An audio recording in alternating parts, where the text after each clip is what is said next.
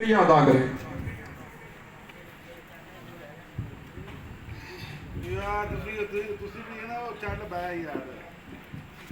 نحمدہ ونصلی علی رسولہ الکریم اما بعد فاعوذ باللہ من الشیطان الرجیم بسم اللہ الرحمن الرحیم. سب تو پہلے میں سٹیج پہ بیٹھے ہوئے چودھری عابد شیر علی صاحب کا، شفقت ککوان صاحب کا، رب نواز بھٹو صاحب کا، مظہر شاہ صاحب کا، اقبال صاحب کا، مرزا اقبال صاحب کا، امین بھٹو صاحب، اور جو بھی یہاں پہ کافی دیر سے 7 بجے سے یہاں پہ چودھری عابد شیر علی صاحب کے انتظار میں ہماری ریکویسٹ پر بیٹھے ہوئے ہیں معززین، میں آپ کا تہ دل سے مشکور ہوں کہ آپ نے بہت دیر انتظار کیا. اور یہ آپ کی مسلم لیگ نون کے لیے محبت ہے، اور چودھری عابد شیر علی کے ساتھ آپ کی محبت ہے کہ آپ اتنی دیر سے انتظار کر رہے ہیں. میں آپ کا انتہائی مشکور ہوں. اس ملک کو ان بحرانوں سے پاکستان مسلم لیگ نون ہی نکال سکتی ہے. اور آپ نے 16 تاریخ کو چودھری عابد شیر علی کو سپورٹ کرنا ہے، اپنے گھر والوں کو پولنگ پہ لے جانا ہے، اور وہاں پہ پورا دن آپ نے رہنا ہے پولنگ سٹیشن پہ. اور سب بھائیوں کو، دوستوں کو یہ بات آپ نے بتانی ہے کہ ہمارے ملک کی ترقی جو ہے وہ مسلم لیگ کو سپورٹ کرنے میں ہے. اور چودھری عابد شیر علی کی شخصیت کسی سے ڈھکی چھپی نہیں. یہ ایک عظیم باپ کے عظیم بیٹے ہیں. ان کی سیاست کم از کم 30-40 سال پہ محیط ہے، اور ان کے اوپر آج تک کبھی کوئی کرپشن کا الزام بھی نہیں لگا.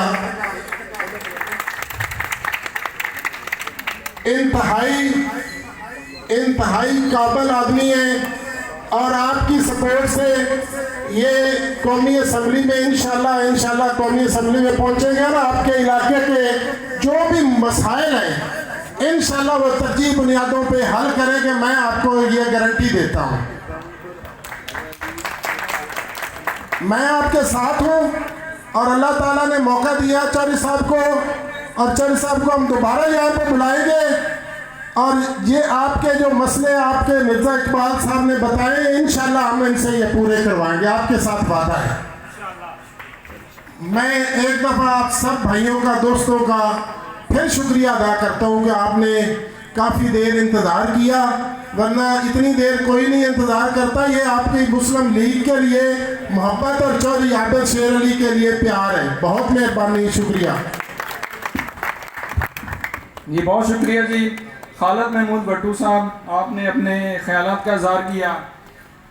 اور تقریب کے آخر میں، آج کی تقریب کے دولہا عابد شیر علی صاحب کو بلانے سے پہلے میں ایک چیز کی وضاحت کر دوں کہ میرے والد صاحب میاں رفیق احمد بٹالوی ایڈوکیٹ، جو کہ دیرینہ کارکن بھی رہے ہیں مسلم لیگ نون کے، ان کا تعلق چودھری شیر علی صاحب کے ساتھ بہت پرانا تھا. شیر علی صاحب بہت سارے اپنے سول لیٹیگیشن کے جو کیسز تھے وہ بٹالوی صاحب کے پاس لے کے آتے تھے. ان کا بڑا بے تکلفانہ ماحول رہا، اور انشاءاللہ عابد بھائی جو ہیں ان کے ساتھ میں بھی اپنے معاملات جو ہیں اسی طرح سے کنٹینیو کروں گا. تو آج کی تقریب کے دولہا میری مراد عابد شیر علی صاحب، امیدوار MNA صاحب 108 سے ریکویسٹ ہے کہ وہ پنڈال میں تشریف لائیں اور اپنے خیالات کا اظہار کریں. عابد شیر علی. نحمدہ ونصلی علی رسول الکریم اما بعد بسم اللہ الرحمن الرحیم. محترم جناب محمد امین بھٹو صاحب، محترم جناب خالد محمود بھٹو صاحب، محترم جناب شفقت ککوانہ صاحب، جناب رب نواز بھٹو صاحب، محترم جناب اقبال صاحب، میرے دوست طاہر گجر صاحب، جناب محترم شاہ صاحب، حاضرین اکرام السلام علیکم. میں آج وہاں پر کچھ حضرت علی کے یوم شہادت کی توسط سے کچھ تقریبات تھی تو میں ایئرپورٹ تک میرا حلقہ جاتا ہے، تو ادھر سے گھومتے گھماتے کوئی 1.5 گھنٹہ ٹریفک میں آتے آتے لگ گیا مجھے، تو اس کے لیے میں معذر خواہ ہوں، اور آپ لوگوں کے پیار اور محبت پر آپ کا شکریہ ادا کرتا ہوں کہ آپ لوگ ہمیشہ محبت اور احترام کرتے ہیں۔ یہ اللہ کے فضل و کرم سے میرا 5واں قومی اسمبلی کا الیکشن ہے۔ میں 3 مرتبہ اللہ نے مجھے منتخب کروایا، 4تھی مرتبہ بھی اللہ نے مجھے منتخب کروایا تھا، لیکن رات کو رزلٹ روکا گیا، مینج کیا گیا، اور اگلے دن 2 بجے کے قریب جا کے مجھے 750 ووٹ سے ہراوت دی گئی، اور 18,000 ووٹ کے قریب ڈبل سٹیمپ یعنی کہ دونوں خانے مورا لاتا، اور دھاندلی زدہ الیکشن سے ایک بیمار ذہن والے لوگ مارز وجود میں ہیں۔ ہمارے دور میں اللہ کے فضل و کرم سے نہ صرف علاقے کی بہتری کے لیے ہم نے کام کیے، بلکہ ملک پاکستان کی خدمت کی۔ نواز شریف کی قیادت میں پاکستان کی خدمت، پاکستان میں آپ کو یاد ہوگا 18 گھنٹے کی لوڈ شیڈنگ تھی، لائٹ آنے کا نام ہی نہیں لیتی، 15 منٹ کے لیے لائٹ آتی تھی، گھنٹے کے لیے چلی جاتی تھی، اگر آپ کو یاد ہو۔ اس وقت نواز شریف کو اقتدار سونپا گیا، 13,000 میگا واٹ 4 سال میں بجلی نواز شریف نے پیدا کی، 62 ارب ڈالر کا سی پیک نواز شریف لے کر آئے، کراچی سے لے کر خیبر تک موٹر ویز کا جال بچھایا، اس کے بعد واٹر ریزروائر جو پانی کا ذخیرہ کرنے والا بادشاہ دیامی بادشاہ ہے، میں تو وزیر بھی رہا ہوں، اس کا افتتاح 3 مرتبہ جنرل مشرف نے کیا، 2 مرتبہ جناب یوسف رضا گیلانی نے کیا، اس کا افتتاح پھر اس کے بعد راجہ پرویز اشرف صاحب نے 2 مرتبہ کیا، 6 مرتبہ اس کا افتتاح ہوا تھا، کیونکہ پانی کی بہت کمی ہوتی جا رہی پاکستان۔ پھر اللہ نے موقع نواز شریف کو دیا، 100 ارب جو اپنے ترقیاتی پروگرام کا تھا، حکومت پاکستان نے اسے ریزروائر جس کو پانی کا ذخیرہ کہتے ہیں، اس کے اوپر کام شروع کیا بقایا، یہ کریڈٹ جاتا ہے نواز شریف۔ سستی بجلی پیدا کرنے کے لیے ڈیم بنائے، تربیلا ایک ڈیم بنا ہوا تھا، اس کی ایکسٹینشن کی 4 اور 5، اور اس کی کیپیسٹی کو تقریباً 5 سے 6 ہزار میگا واٹ تک لے کر گئے۔ نیلم جیلم ہائیڈرو پاور پروجیکٹ جو کسی وقت میں 300-350 ارب روپے میں بن جانا چاہیے، جنرل مشرف کے دور میں ڈیلے ہوا، پھر اس کے بعد دوسری حکومت آئی، ڈیلے ہوا، جب ہمارے پاس آئے تو 500 ارب اس کی لاگت پہنچ چکی، اور 1 روپیہ بھی نہیں بڑھنے دیا۔ within no time 950 mega what کا سستا ہائیڈر پاور پروجیکٹ نواز شریف آپ کو دے کر۔ یہ تو وہ کام ہے جو بولتے ہیں، پھر اس کے بعد ہر سال 10% ڈیمانڈ بڑھتی ہے بجلی، 4 سال میں 40% ڈیمانڈ بڑھی، لیکن 1 میگا واٹ بجلی نہیں پیدا کی۔ ہمیں چور کہا گیا، ہم $4 کی LNG 15 سال کے لیے فکس کر کے گئے تھے پرائز، تاکہ آپ کو 2 روپے 70 پیسے کی بجلی ملے، 14 روپے یونٹ انڈسٹری کو ملے۔ ہمیں چور کہا گیا، ہمیں کہتے رہے جی کہ ٹیکس لینی، آپ نے یہ مہنگی ڈیل کر لی۔ یہ عمران خان کا ایک فلسفہ تھا، اقتدار میں آ جاتا ہے عمران نیازی، وہ ڈیل کو قطر کے ساتھ کٹ آف کر دیتا، ختم کر دیتا۔ جب ختم کرتا ہے تو وہ $4 کی چیز $15 پہ LNG پہنچ گئی، $15 سے ماشاءاللہ $30 تک پہنچی جب وہ اقتدار سے رخصت کی۔ کون پوچھنے والا ان لوگوں سے؟ مجھے بتائیں 2 روپے 70 پیسے کی بجلی پیدا ہم کرتے تھے، وہ 37 روپے 38 روپے کا یونٹ کر کے آپ کے، یہ ہمارا قصور نہیں ہے، ہمیں تو چور کہا گیا۔ آ کر بیان دیا کہ جی 6 مہینے دیں ان لوگوں کو، ملک ٹھیک کر دیں گے، جنت بنا دیں گے ملک کو۔ ملک تبدیلی میں آ گئے، تبدیلی والے نئے لوگوں کو چانس دے دیا۔ جن لوگوں نے پاکستان بنایا، جس نے نیوکلیر پاور بنایا، جس نے موٹر ویز بنائی پاکستان میں، جس نے بجلی پیدا کر کے دی آپ لوگوں، اس کو اٹھا کے یہ باہر پھینک دیتے ہیں ہمیشہ۔ کیوں؟ پھر ایک ایسے پیپر لہرایا جاتا ہے، کہتے ہیں جی پاکستان کے خلاف سازش کی اور حکومت بدل دی ہے، اور بس 4 دن پہلے آڈیو لیک ہوتی ہے، اس میں پتہ چلتا ہے کہ یہ اس کا خود ساختہ ایک پروگرام تھا۔ کیا عزت رہ جاتی ہے پاکستان، کیا مقام رہ جاتا ہے دنیا میں پاکستان کا؟ میں آپ بھائیوں کے توسط سے ایک سوال، پی ٹی آئی کے بھی چند لوگ ہوں گے یہاں پہ، میں ان لوگوں کے لیے بھی سوال چھوڑ کے جاؤں۔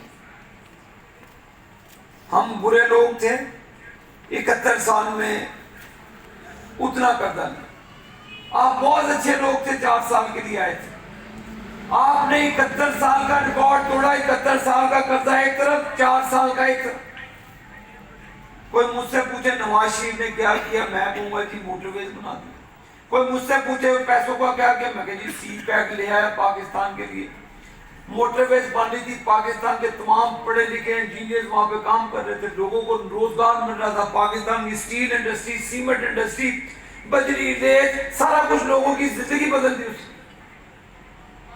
آپ نے یہ سارا چیزیں لی ہیں، آپ مجھے بتائیں یہ کیا نواز شریف، بجلی آ گئی، ہر چیز آ گئی، آپ نے کیا کیا؟ وہ قرضہ کدھر گیا؟ کیا اس قرضے سے پاکستان کی تقدیر بدلی؟ کیا اس قرضے سے نوجوانوں کو روزگار دیا آپ نے؟ کیا اس قرضے سے آپ نے پاکستان کو دنیا کا ترقی یافتہ کنٹری بنا دیا؟ نہیں، آپ نے ان پیسوں سے لنگر خانے کھول کے پاکستان کو بھیک منگتا بنا دیا۔ جیسے تم خود تھے اس طرح تم نے پاکستان کو بنا۔ پاکستان ایک ہمیشہ عزت سے رہنے والا ملک تھا۔ نواز شریف کا سی پیک بنانے کا مقصد یہ تھا کہ گوادر پاکستان کی سب سے خوبصورت اور دنیا کی ڈیپسٹ یہ بندرگاہ تھی۔